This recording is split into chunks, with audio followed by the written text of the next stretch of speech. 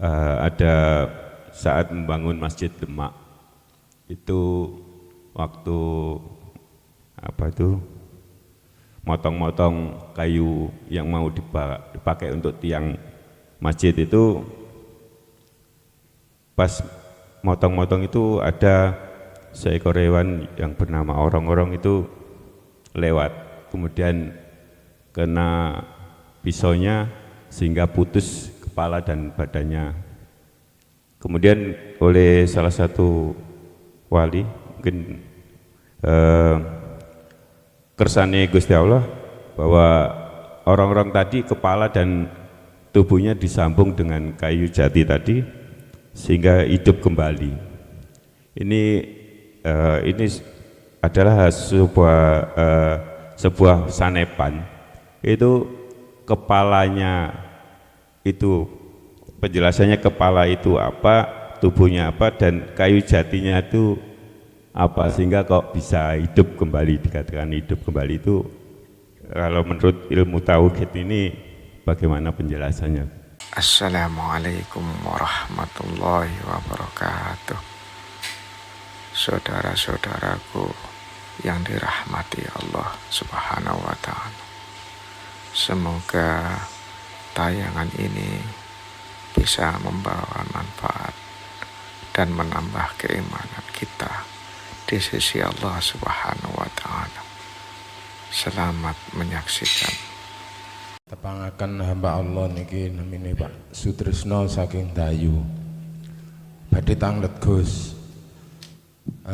Kula bergabung kali panjenengan pun angsal kali kepanggihan. Lajeng kula dipun gintuni bab hakikat bab napa niku istilah baiat nih lho, hakikat baiat. Lajeng niku kula tiroaken sesuai perintah Gus. Lajeng dipun aturi kangkan ngantos sekawan doso dinten. Dereng angsal sekawan doso dinten niku kula dipun impeni piyantun putri kula niku beto ayam petak, lajeng kula ikat sukunipun wonten teng lebete mobil niku kula tingali patah sebelah ingkang kula ikat niku pertanda napa nyuwun panjenengan. Lajeng ingkang nomor kali hakikat baiat niku napa angsal dipun ulang-ulang, napa setiap minggu damel ngengetaken napa ingkang dados laranganipun, napa ingkang dados perintahipun, ngoten. Terus pundi nyuwun panjenengane pun ngoten mawon. Assalamualaikum warahmatullahi wabarakatuh. Waalaikumsalam warahmatullahi wabarakatuh. Ketika saat hati iki condong pada selain Allah, katakanlah gambarannya ayam. Ayam kan makhluk. Itu awal kita itu berarti kena tipu daya nafsu. Tapi ketika saat ayam itu cuklek, patah, umumnya kan banyak orang nggak suka, kok malah dikasihkan jenengan. Itu berarti Allah memang sengaja menyelamatkan jenengan dari tipu daya nafsu. Artinya di situ. Sebab umumnya orang itu nggak suka Pak, ayamnya itu cuklek kakinya, patah itu cuklek. Maunya yang sehat-sehat. Apalagi punya ayam yang buat tarung itu Pak ya, wah, nek kakinya patah kan sudah nggak laku lah gitu toh. Berarti itu artinya jenengan telah Allah selamatkan dari kepentingan nafsu. Udah satu. Banyak Pak gambaran-gambaran yang Allah mengkiaskan ketika saat kita itu suluk. ketika saat kita itu khalwat berjalan menuju pada Allah. Gusti Allah buka kasaf, itu tadi termasuk kasaf. Walaupun di tengah-tengah khalwat itu tertidur, sama dengan tidak tertidur. Sama. Yang kedua, apakah baiat itu boleh diulang-ulang? Monggo rapopo. Nek tujuan untuk mengingatkan dari apa yang Allah perintahkan di dalamnya. Istilah baiat itu kan memberikan wasilah datang ati sampean, roh sampean datang Allah. Penyambung. Makanya baiat itu adalah menyambungkan talinya ruh yang terputus dengan Allah. Ini disambung lagi. Makanya mesti di situ saya terangkan tentang dzikir sirul asrar. Karena dzikir inilah sebagai wasilah atau tali jenengan kali kula terhadap Allah. Ibarat orang yang pengen naik ke atap harus bawa tangga, Pak. Atau setidaknya tali lah sing gantung. Sebab kita nggak punya suwiwi, Pak. Beda dengan manumprit. Manumprit kan punya sayap, mabur. Nah, kita nggak punya. Artinya ruh itu ketika saat mau berangkat menuju dan bertemu Allah, ini harus punya wasilah. Apa wasilahnya ruh? Zikir. Zikir yang mana yang dimaksud? Zikron kafiron. Sejati ini zikir. Sudah saya jelaskan, itulah sirul asor yang muncul dari tauhid la ilaha illa anta, supaya bisa ke ana. Hakikat bisa makrifat la ilaha illa anta, bisa ke la ilaha illa ana. Harus melewati tangga, kecuali jenengan sudah sampai ke atap, tangga ini sudah enggak butuh sampai saat jenengan sudah di atas. Nanti kalau turun lagi yo butuh lagi. Tapi di sini jenengan kalau sudah pernah di sana di atap atau diwusul-wusul ketemu Allah, sampean mesti diwani suwiwi, Pak. Apa itu suwiwi?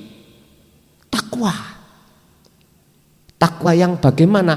Haqqa tuqatihi. Takwa yang sebenar-benarnya takwa.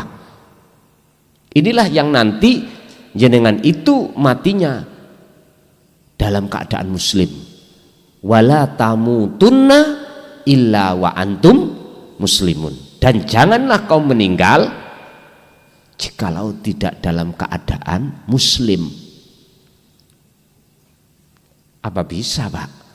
Muslim itu pasrah, orang yang sudah betul-betul pasrah nang Allah. Apa bisa, Pak, kita seperti itu sementara takwa yang sebenarnya takwa kita tidak dapatkan? Takwa kita cuma takwa dohiriyah, jasad ini ninggal no larangan, menjalankan tapi ruhaniyah kita nggak ada. Muslime yo jasmani tok.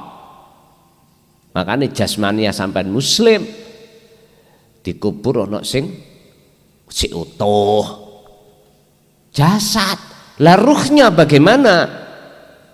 Ya tinggal pertanyaannya, waktu ada di dunia sudah takwa betul-betul apa enggak? Ayatnya kan gini, ya ayyuhalladzina amanut taqullaha. Lah gitu dah.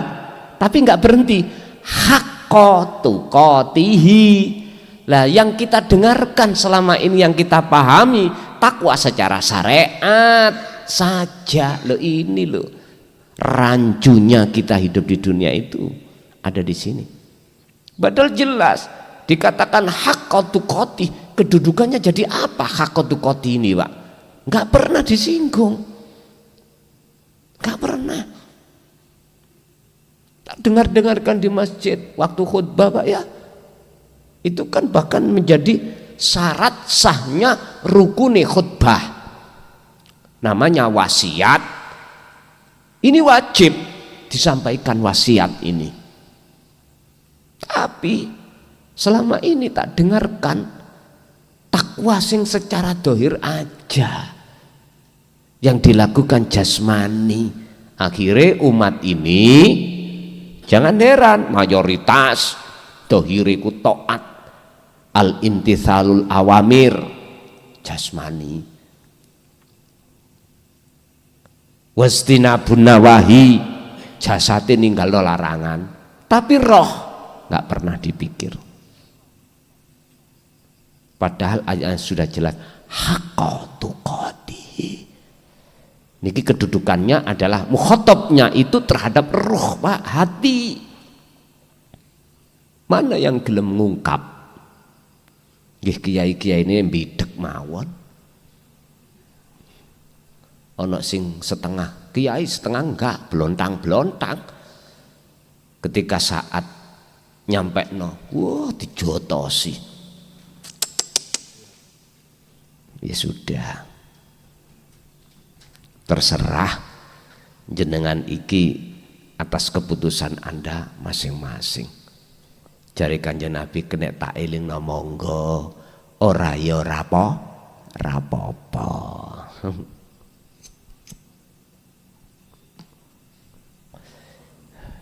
Ngene kok repot.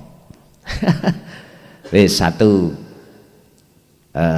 Nomor 2 tadi tentang hakikat beat. Oke, angsal Pak dibalan-baleni. Bukan berarti kita beat lagi itu karena khianat, enggak. Kalau maksud dan tujuan jenengan itu adalah untuk mengingatkan kita, enggak ada masalah. Oke, ada lagi?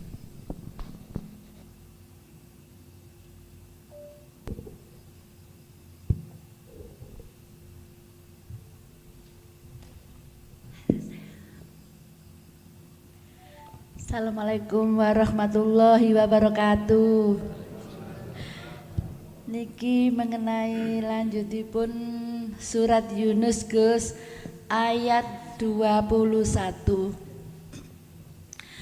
Dan apabila kami memberikan suatu rahmat kepada manusia, setelah mereka ditimpa bencana, mereka segera melakukan segala tipu daya menentang ayat-ayat kami. Katakanlah Allah lebih cepat pembalasannya atas semua tipu daya itu. Sesungguhnya malaikat-malaikat kami mencatat tipu dayamu. Assalamualaikum warahmatullahi wabarakatuh. Waalaikumsalam warahmatullahi wabarakatuh. Itu adalah sifat karakter manusia yang masih menjadi budaknya hawa nafsu. Hati manusia kalau masih jadi budaknya nafsu, mesti perilakunya semuanya mengikuti undang-undangnya nafsu. Sebab gini Pak, siapa yang terjajah wajib mengikuti aturannya yang menjajah. Itu pasti Pak. Gak mungkin kita akan berhukum orang lain kecuali yang menjajah kita. Ibarat negara dijajah negara lain, mesti negara yang dijajah harus mengikuti undang-undang yang menjajah. Misalnya kita turunkan ke level agak rendah, presiden. Siapa presidennya pasti berbeda Pak. Dalam kebijakan pasti berbeda. Katakanlah kita rakyat yang terjajah, katakan presiden itu penguasa yang menjajah. Penguasa ini kan ada pimpinannya Pak, ada tak? Semua petugas yang menjajah ini sesuai dengan puncak pimpinan. Kalau pimpinannya itu menyuruh ke barat, pasukannya mesti ke barat.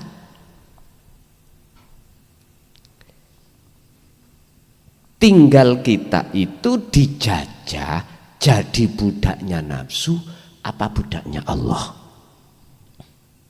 Hati manusia itu ada dua karakternya. Satu mingkol bin zahidin, dua mingkol bin rohibin. Satu jadi budaknya Allah, yang nomor dua jadi budaknya hawa nafsu.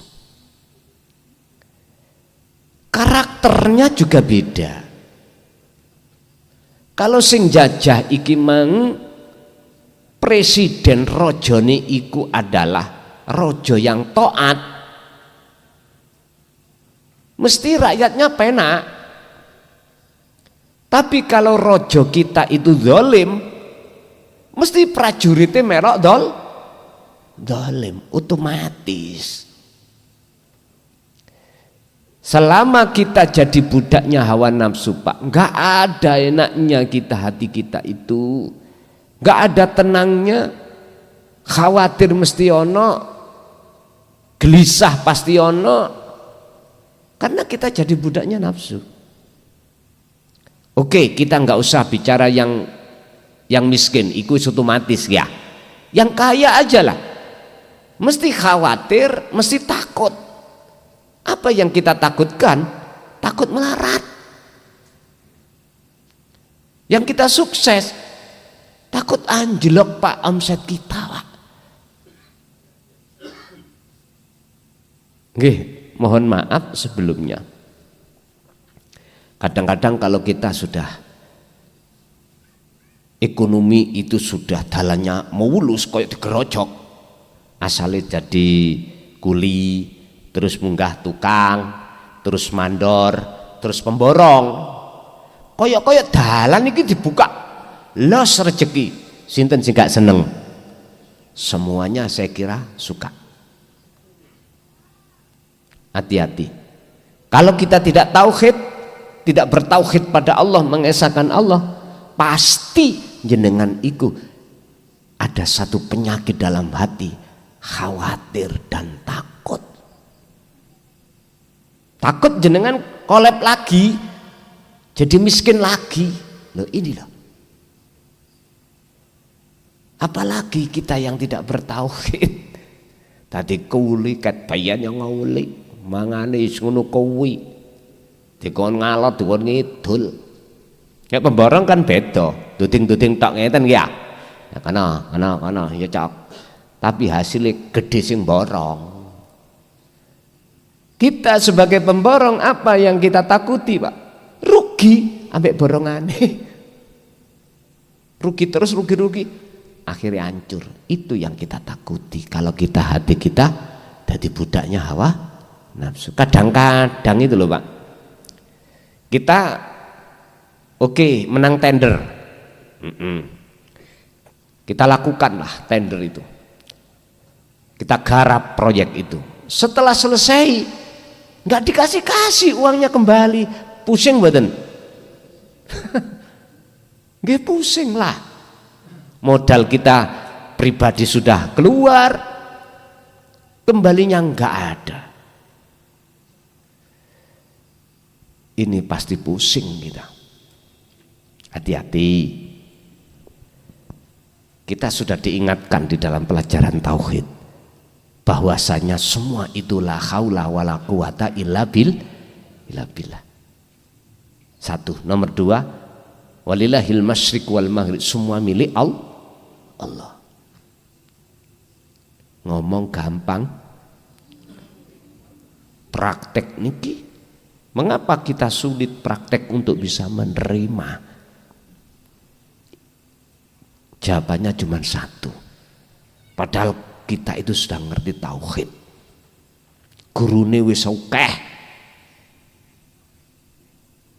Gak guru situ tok. Sana sini gurune akeh. Apa kok sik pusing aku iki? Sederhana. Iku nduduhno yen ati iki sering gak digawe zikir.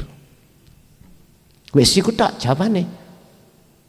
Diakui atau tidak, itulah fakta sebetulnya. Karena hati kita sering melalaikan Allah, alias hati tidak selalu berzikir. tatkala dikasih perkara-perkara sing gak enak mesti protes, dan itulah karakter hawa nafsu. Wa idza adzab nasa rahmatan min ba'di dharra masathu idza lahum makrum fi ayatina. Apabila kami memberikan suatu rahmat kepada manusia setelah bencana menimpa mereka, mereka segera melakukan segala tipu daya untuk menentang ayat-ayat kami. Itu tadi, ketika sampai diparingi, dimasukkan waktu yang senggang, udah lalai kita pada Allah. Berarti waktu susah ingat, taat, berarti mestine api kita itu dalam keadaan jasmani, kondisi fakir daripada kaya. Tapi bukan berarti kekayaan itu selamanya akan menjadikan hatimu lalai pada Allah. Tidak, tergantung, dikembalikan pada hati kita sejauh mana hati jenengan iki memegang zikir. Hanya itu, Pak. Cukup, ada yang lain? Assalamualaikum warahmatullahi wabarakatuh. Merujuk ayat surat Kahfi ayat 10, Rabbana ma khalaqtaha Rabbana atina min ladunka rahmatan wa hayyi lana min amrina rasyada. Nyuwun hakikatnya gimana itu, Gus?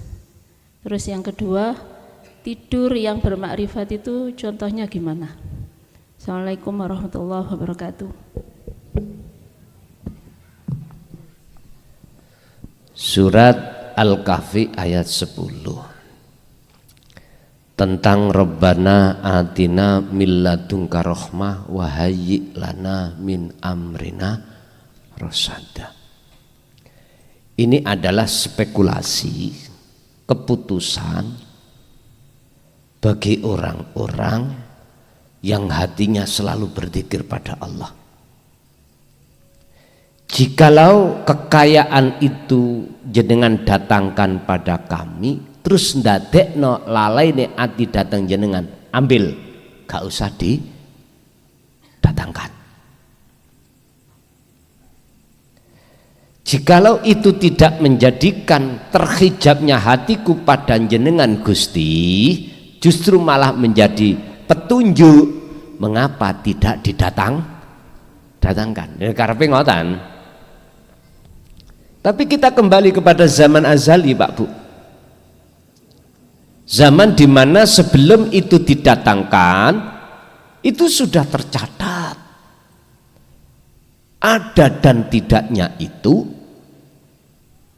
di zaman azali itu sudah tercatat atau belum? Ada catatannya atau enggak? Kalau di sana ada catatannya, maka pasti akan menjadi jalan tumpaan hatinya bertemu Allah. Berarti bertemu Allah itu tidak hanya dalam kefikiran saja, enggak, juga bisa di dalam kekayaan juga bisa. Pun itu maksudnya ayat. Nomor 2 tentang tidur. Tidur hakikatnya kok bisa menjadi solok bagi si salik bertemu Allah iku ya napa? Ngeten. Ini hanya berlaku pada si salik sudah megang dzikir sirul asrar. Selain itu nggak bisa, Pak. Nggak bisa dikatakan tidur itu hakikatnya jenengan iku solok pada Allah, nggak bisa. Artinya orang yang bisa sampai pada loteng itu hanyalah orang yang sudah mendapatkan wasilah atau tanda, tangga. Wabtahu ilaihil wasilata wajahidu fisabilihi. Dalam rangka kemana Anda menaik itu? Dalam rangka bertemu Allah. Ilaihi, untuk mendekat dan bertemu Allah. Sehingga waktu tidur orang yang bermakrifat sama. Gambarannya ya nopo? Jenengan sebelum tidur mesti orang yang hatinya sudah memperjalankan, memfungsikan dzikir sirrul asrar, jenengan pasti merasakan kehadiran wujudnya Allah. Hidup itu yang menidurkan gitu. Apapun dalam tidur itu hanya Allah yang berkuasa. Lep pun jenengan akan ditarik Allah ning alam fana dengan bukti jenengan sudah tidak tahu diri Anda. Akhirnya kita nggak tahu siapa kita. Waktu tidur kita nggak tahu posisi bagaimana, nggak tahu. Kita dikasih kopi, ya nggak tahu. Pinggirnya ada rokok kesukaan kita, ya nggak tahu. Sampailah alam makrifat di mana yang berlaku hanyalah Allah saja. Itu gambarane coron jenengan moro-moro bar subuh naik misalnya wis gak kerasa mekaten. Masih ada lagi? Assalamualaikum warahmatullahi wabarakatuh. Itu Gus, pada malam kan kita udah niat sholat tahajud ya, terus ada apa wis sakarep-karepe Allah wis, lah kok kita tidurnya kok tambah angler gitu loh. Terus paginya kita kok merasa menyesal, itu bagaimana? Apa itu nafsu? Apanya muta-muta? Iya, menyesal. Paginya itu loh bangunnya loh, aku kok ketiduran gitu loh. Oh, habis bangun menyesal. Ya. Oh, ngoten. Sampun? Itu lagi semakin apa mengenal ilmu tauhid ini kok merasa semakin rindu sama Allah. Kadang sama kematian pun seperti ndak takut, seperti rindu gitu. Itu gimana Gus? Sampun? Assalamualaikum warahmatullahi wabarakatuh. Waalaikumsalam warahmatullahi wabarakatuh. Penyesalan jenengan gak jadi sholat malam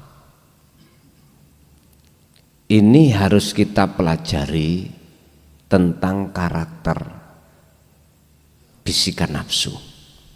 Nafsu itu Pak Bu ya, tidak hanya mendorong hati kita manusia, jasadnya melakukan maksiat saja, enggak. Nafsu itu juga mendorong terhadap hati kita supaya hati kita itu mendorong terhadap jasad untuk laku taat secara syariat. Tapi nafsu melarang dan tidak pernah mau mendorong hati jenengan untuk ingat Allah. Ibarat disuruh sholat, sholat toh, tapi yuk, jangan satu hal yang harus kau lakukan, hiroh, jangan pernah kau ingat Allah. Maksudnya ingat, sadar kalau semua itu sumbernya dari Allah. Nafsiku mboten purun, nek teng mriku mboten purun. Nek hanya laku secara dohir taat, dorong. Makanya tadi sampai apa namanya menyesal oleh sebab tidak menjalankan hal itu, ataukah menyesal ati sampean teng mriku lalai Allah karingatan. Kalau jenengan menyesalnya itu karena tidak melakukan sholat malam dan tidak menyesal karena kelalaian hati jenengan datang Allah, niki nggih tasik tergolong kepentingan nafsu. Wangel nggih?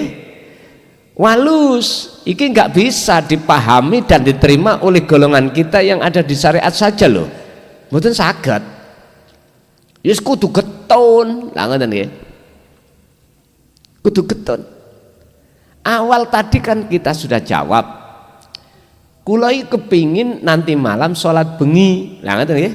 Sholat malam, tapi tambah angel dibablas nih. Wis terserah Gusti Allah. Lho nek ngarep wis terserah Gusti Allah, mestinya kita tidak kecewa. dibangunkan atau tidak untuk sholat, kita itu gak boleh kecewa.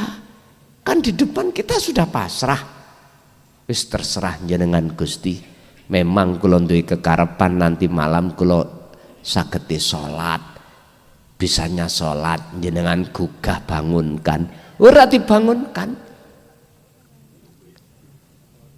Lah niki Bu ya, mula kula tadi sanjang piye awal-awal ini harus kita lepas keagungan kita supaya dikatakan pasrah itu betul.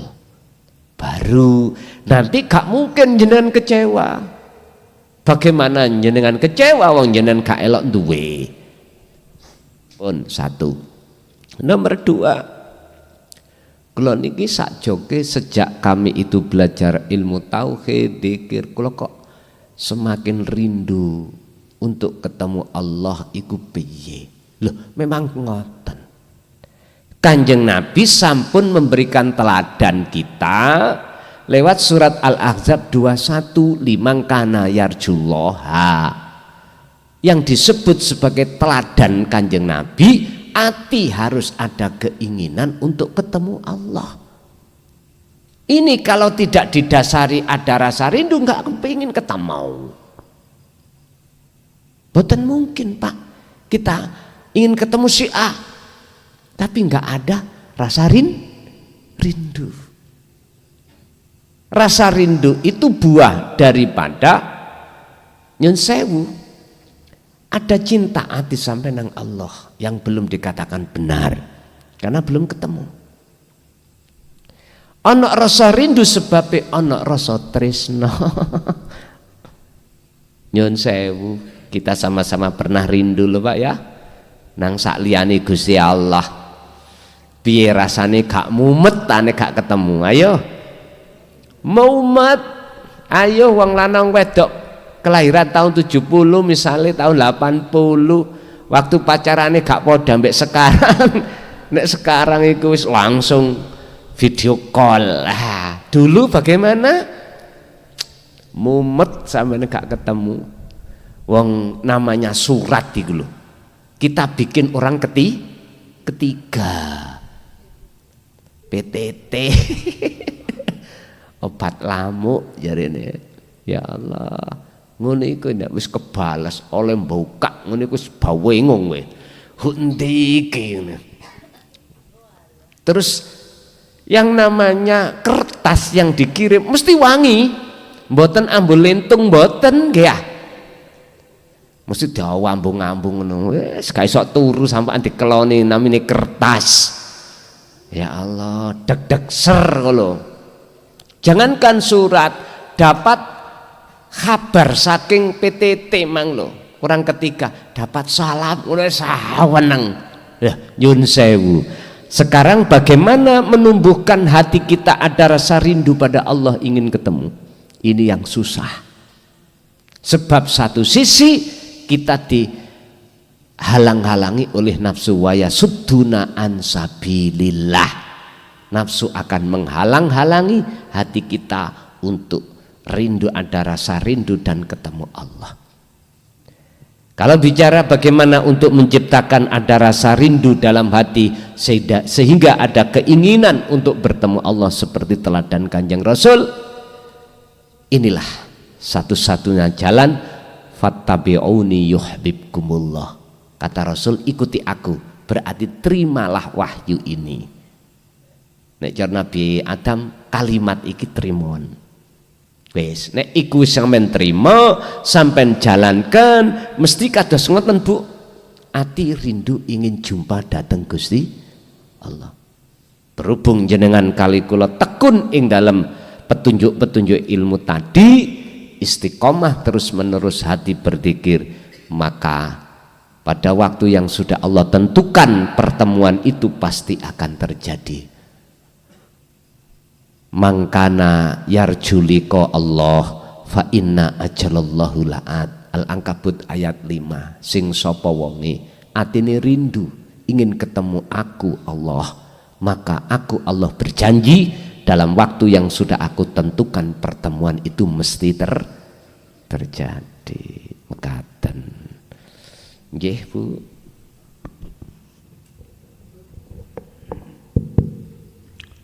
Wonten malih Gus. Assalamualaikum warahmatullahi wabarakatuh. Saderengipun dalem bertanya niki dalem nyuwun pangapunten Gus keranten dalem tasik sepindah niki nderekaken kajian tauhid panjenengan, namung sering dalem mirengaken atau mendengarkan secara langsung lewat YouTube panjenengan. Dalem nyuwun ridho saking panjenengan keranten dalem mirengaken lewat YouTube Gus. Ingkang kadalem pertanyakan tengajeng wau wonten keterangan bahwasannya semua ruh sebelum ditiupkan ke jasad itu dimintai persaksian bahwasannya semuanya bersaksi bahwa tiada Tuhan selain Allah. Tapi kenapa Allah kok di salah satu apa itu namanya kajian Al-Quran wonten agama lain yang sehingga menjadikan banyak manusia itu tidak beriman Gus. Tatas niku ingkang waket dalam pertanyakan Gus. Mekaten wa akhiran assalamualaikum warahmatullahi wabarakatuh. Waalaikumsalam warahmatullahi wabarakatuh. Dalam agama lain apabila menyebutkan tentang masalah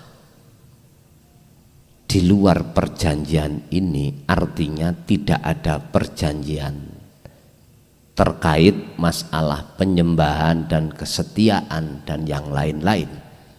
Intinya kok enggak ada satu perjanjian yang mengikat terkait iman. Pasti dalam ajaran agama lain tadi pedoman wahyunya itu telah diubah. Kita tahu dalam umat Islam wajib beriman tentang adanya kitab Jabur, Taurat, Injil. Tidak hanya cukup Al-Quran lagi dah. Dan ini mengapa harus Allah ganti-ganti? Apakah tidak sempurna? Tidak. Jawabannya tetap sempurna. Terus mengapa harus diganti? Supaya umat iki kalau nggak digantikan condongnya kitabnya setunggal lagi dah. Gini Pak.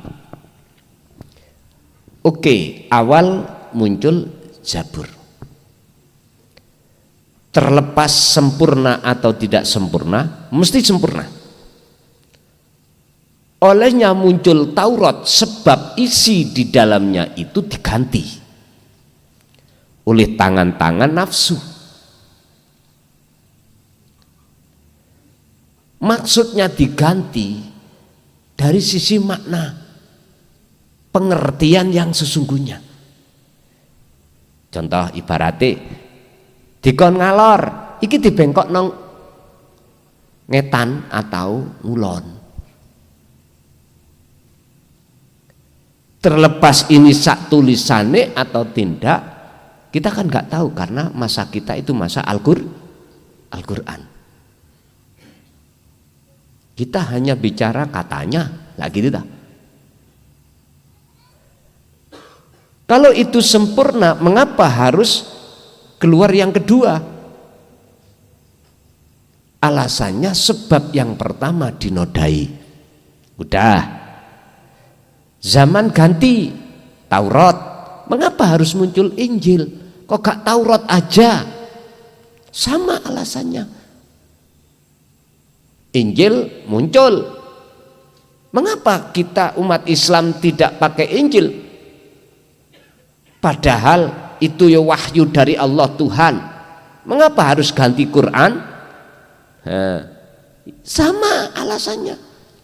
Terus pertanyaan saya, Apakah Al-Quran ini ada tangan-tangan nafsu yang merubah? Pasti. Sama nggak kerasa ya? Oke, tak buktikan ayat pertama surat pertama di dalam Al-Quran berarti Fatihah. Ini sudah kami jelaskan, Pak. Kita lihat Bismillah.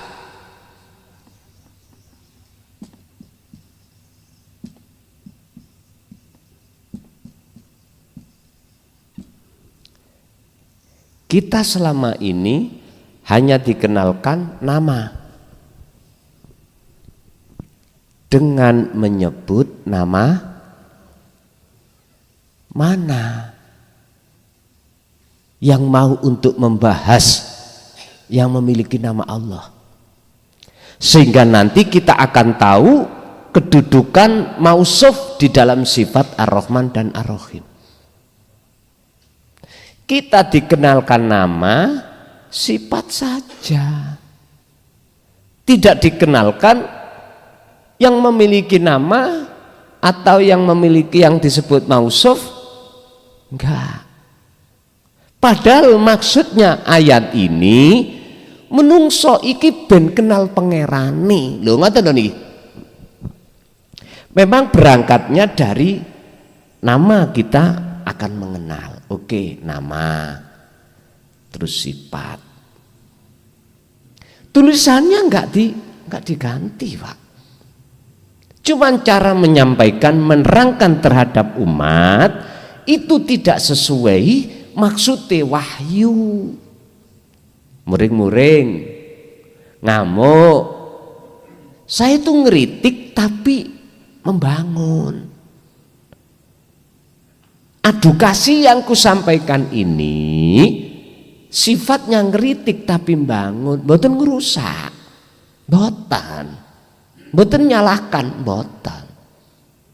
Maksud saya supaya jenengan itu imannya bertambah naik, lo gitu lo maksud aku. Siji kalau didasari wis gak seneng, mesti disimpulno ngerusak kelason ini, mboten. Ingat. Datangnya tauhid adalah liyudhirahu 'ala dini kullih. Walladzi arsala rasulahu bil huda wa dinil haq liyudhirahu 'ala dini kullih. Untuk menyempurnakan, Pak, perkara-perkara yang kurang di dalam diri kita. Untuk membenarkan, Pak, perkara-perkara yang masih dianggap salah pada diri kita. Sederhana, selama ini kita itu adalah sholatnya enggak khusyuk. Dengan datangnya hukum hakikat supaya lu ngaten lu.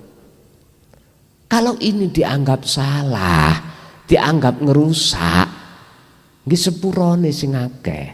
Enggak ada tujuan untuk ngerusak, ndak. Tergantung persepsi jenengan iku kados pundi. Jadi ada, Pak, upaya untuk merubah wahyu itu ada. Bukan secara tulisan. Mungkin jenengan eling tahun 86 ono Salman Rushdie. Ingat nggih? Kalau saya ingat kok.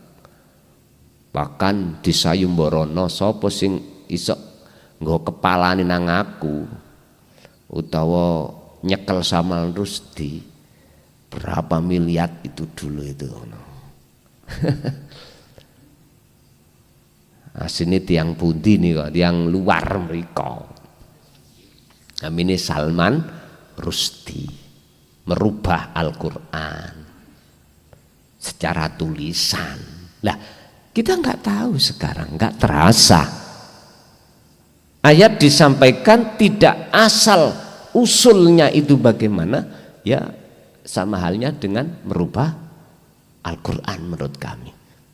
Makanya kalau kita bicara tentang Quran harus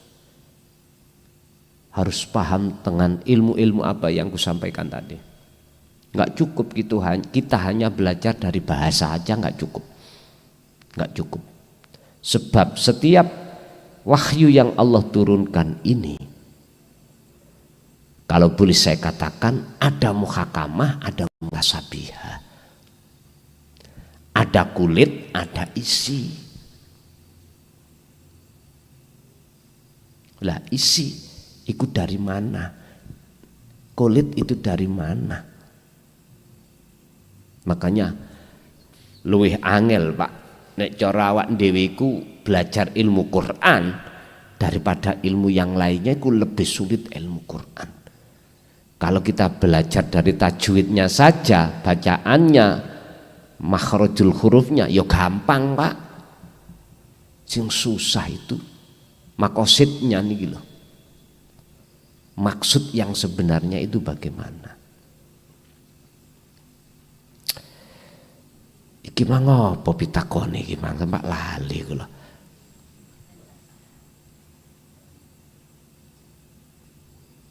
Sadurunge ya masalah agama lain tadi.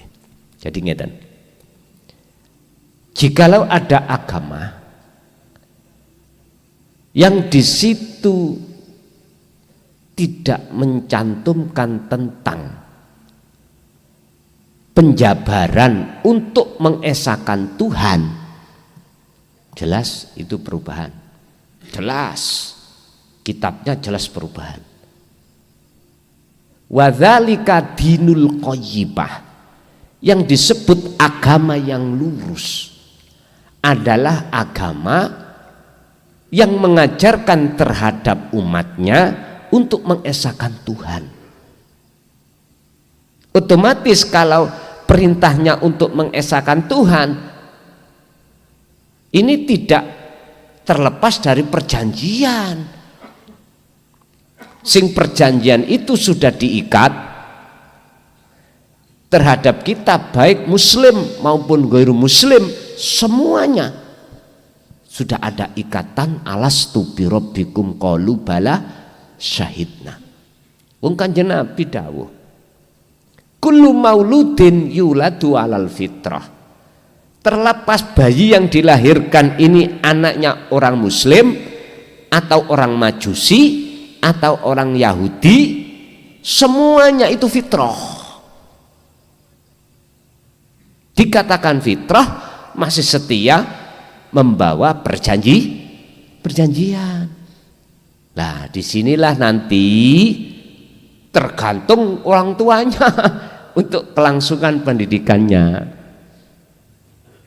Sing muslim nang muslim, majusi, Nasrani, Yahudi.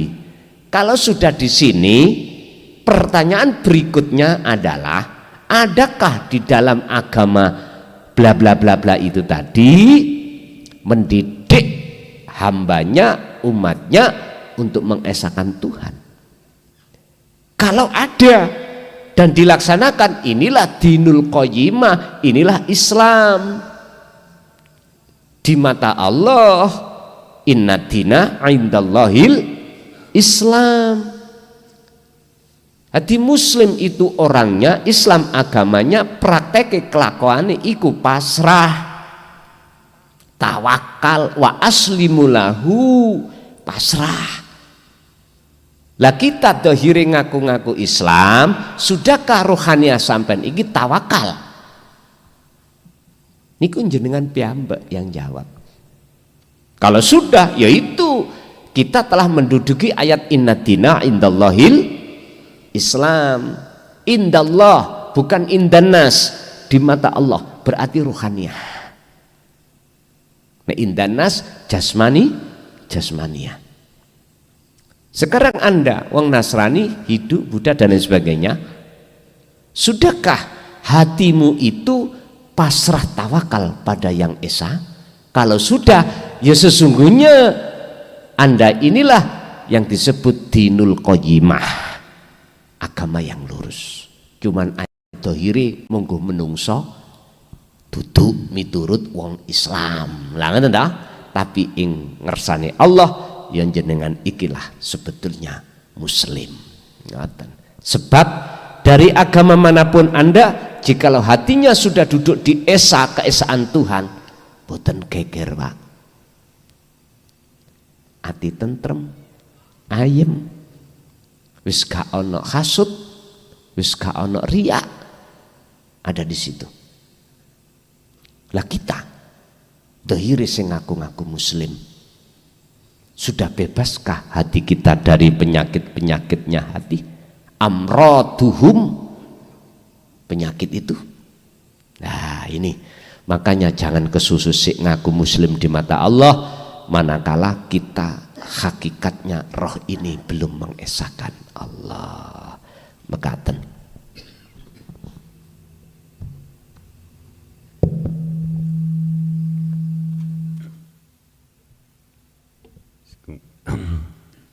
Assalamualaikum warahmatullahi wabarakatuh. Badhe tanglet Gus, niki kula angsal cerita napa saking buku bahwa di zaman dulu ada saat membangun Masjid Demak itu waktu apa itu motong-motong kayu yang mau dipakai untuk tiang masjid itu, pas motong-motong itu ada seekor hewan yang bernama orong-orong itu lewat, kemudian kena pisaunya sehingga putus kepala dan badannya. Kemudian oleh salah satu wali, mungkin kersane Gusti Allah, bahwa orang-orang tadi kepala dan tubuhnya disambung dengan kayu jati tadi sehingga hidup kembali. Ini adalah sebuah sanepan. Itu kepalanya itu penjelasannya, kepala itu apa, tubuhnya apa, dan kayu jatinya itu apa, sehingga kok bisa hidup kembali, dikatakan hidup kembali. Itu kalau menurut ilmu tauhid ini bagaimana penjelasannya? Assalamualaikum warahmatullahi wabarakatuh. Waalaikumsalam. Di situ ada yang menarik. Pertama adalah roksun, kepala, terus badan, terus kayu jati. Ada 3 poin terkait masalah ini yang disebut sebagai hidup. Mungkin kita buka di dalam sifat ma'ani. Salah satu sifat wajibnya Allah yang disebut hayat, hidup, terdiri dari zat, sifat, asma, af'al. Zat, sifat, asma, af'al. 4 perkara inilah yang menjadi satu yang disebut sifat hayat atau hidup. Loh, ini ada 3 kok ngomong 4. Zat itu maksudnya nanti akan disebut hayat, wujud hidup.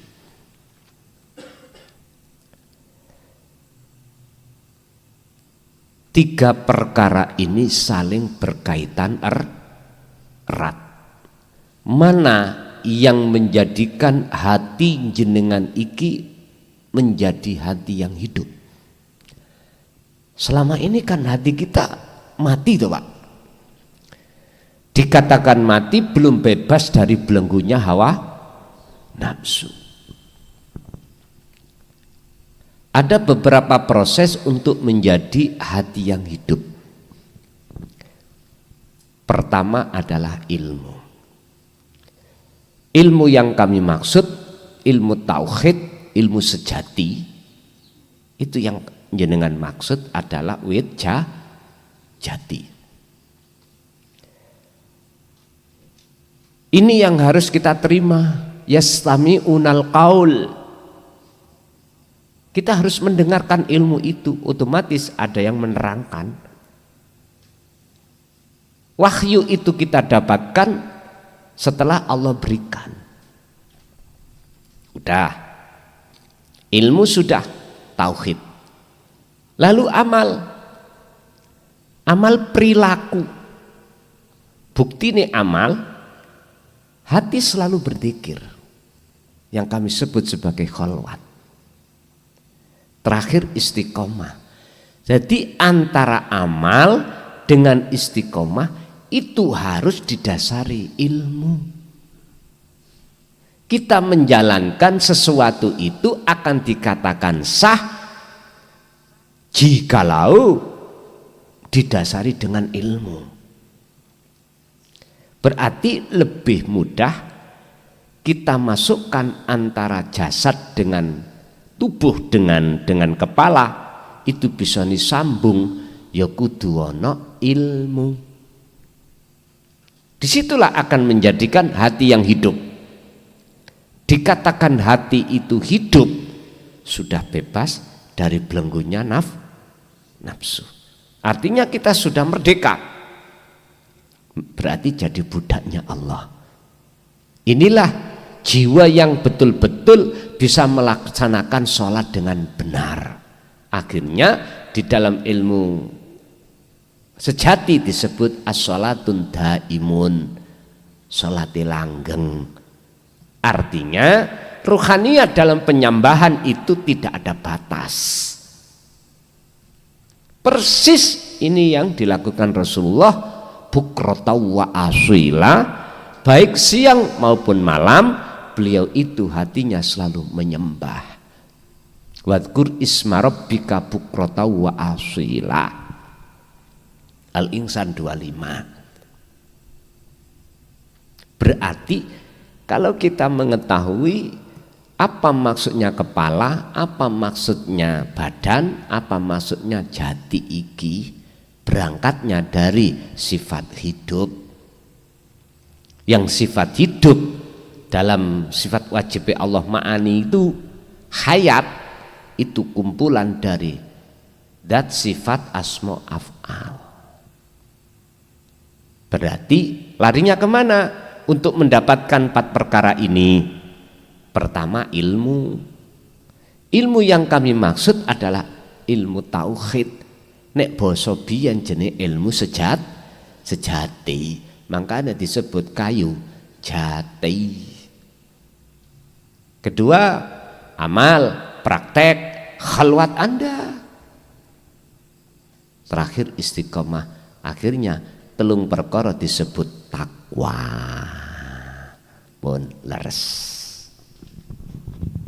Masih ada? Cukup? Yeah. Monggo kita tutup sarana doa. Moga apa ilmu yang sudah Allah berikan pada kesempatan malam hari ini menjadi ilmu ingkang manfaah fid dini wad dunya wal akhirah. Lahumul Fatihah.